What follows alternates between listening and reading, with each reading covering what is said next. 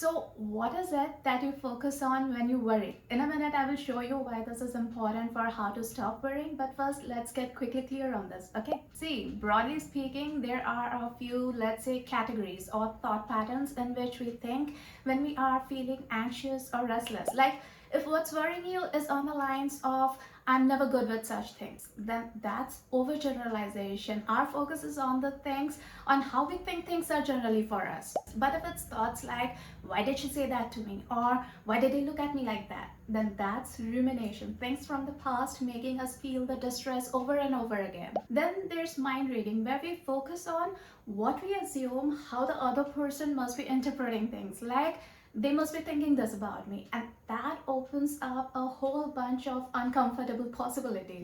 And there's also times when we can't stop worrying because we shortchange everything going in our favor while focusing on all that could go wrong. Like, yeah, that's all fine, but what if this goes wrong?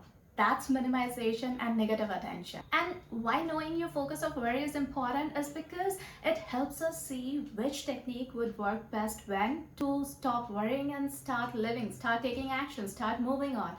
Like, say, if we are thinking in an overgeneralized pattern, then chunking down and cognitive restructuring would help, getting down to the specifics and then finding a more productive way of looking at things.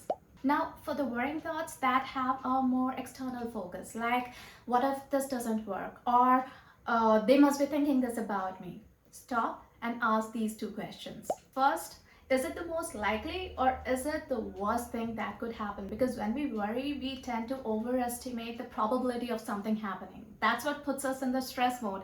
And we all know how difficult it becomes to think clearly and objectively when feeling stressed, right? So this question helps us snap out of that mode, take a step back and look at things from a more realistic point of view. See whether it's justified worry with very real risk, or are we simply overthinking things? And since how likely any threat is a very important factor in the decisions we make and what we choose, getting clear about how truly likely anything is to happen can help us stop worrying and start living, start taking action. And the second question to ask is it really that bad? Because when we are worrying about something, we usually tend to assume the worst, and the worst seems very likely to happen. And that's enough to put us in the survival mode. That's why we sometimes simply can't switch off the thoughts in our head. So, with this question, is it really that bad? We are looking for evidence to support how real we think any risk is. And to bring all this to more solid grounds than simply thoughts in your head,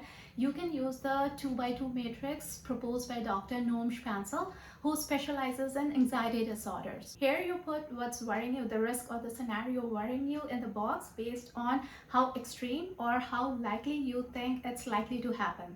Now the question is, what do we do with the things that we know are very likely to happen? How do we stop worrying about them? See, the key is to stop making things more difficult than they really need to be. There's this very interesting idea proposed in psychology that worrying or expecting the worst to come true can really help us because it cushions the blow of an unwanted outcome. Like if you're already feeling emotionally low, then the blow of an unwanted outcome would obviously feel less drastic, right? We worry to avoid uncertainty, whether it's feeling ready for an unwanted outcome, a risk that could come true, or ready with an action plan. And obviously, the more helpful and the more productive approach is to be ready with a plan of action for any risk that we can see. That's worrying productively, focusing on the things that we can control. Because the things out of our control will happen regardless whether we worry about them or not. No need to make things more difficult than they already are, right? Because then performance anxiety sets in and it becomes really tough to stop worrying and start taking action. First, decide on the most helpful attitude or approach that would shift things more in your favor for all the things out of your control.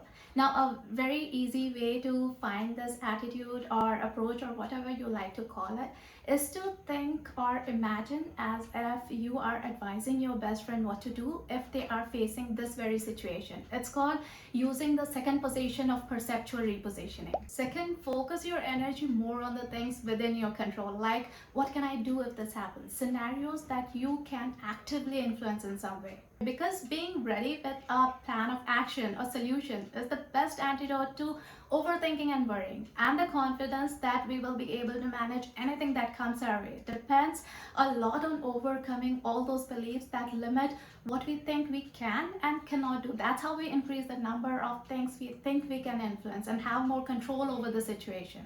So go over here next to learn 3 very effective techniques to overcome any belief holding you back.